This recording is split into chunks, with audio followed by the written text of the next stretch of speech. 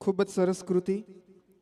હજી આવા જ બીજા 3 વૃત્તાંત બાકી છે, એટલે આપ સૌ આપનું સ્થાન સંભાળી જ રાખજો એવી આપ સૌને વિનંતી.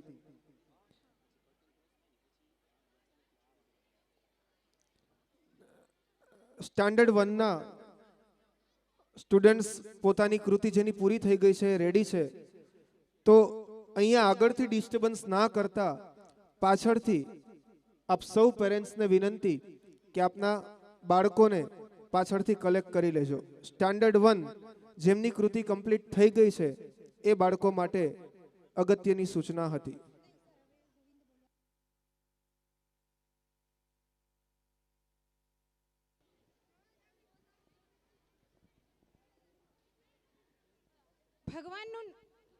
ભગવાનનું નામ લેવું એટલે મનને શાંતિ આપવી, હૃદયને પવિત્ર બનાવવું અને જીવનમાં સકારાત્મકતા લાવવી. મિત્રો, હવે સમય છે નામની શક્તિને અનુભવવાનો. ગોવિંદ બોલો, હરી ગોપાલ બોલો. આ શબ્દો માત્ર ગાવા માટે નથી, આ તો જીવંત શક્તિ છે. જ્યારે આપણે ઊંચા અવાજે ગોવિંદ બોલીએ ત્યારે નકારાત્મકતા દૂર થાય છે.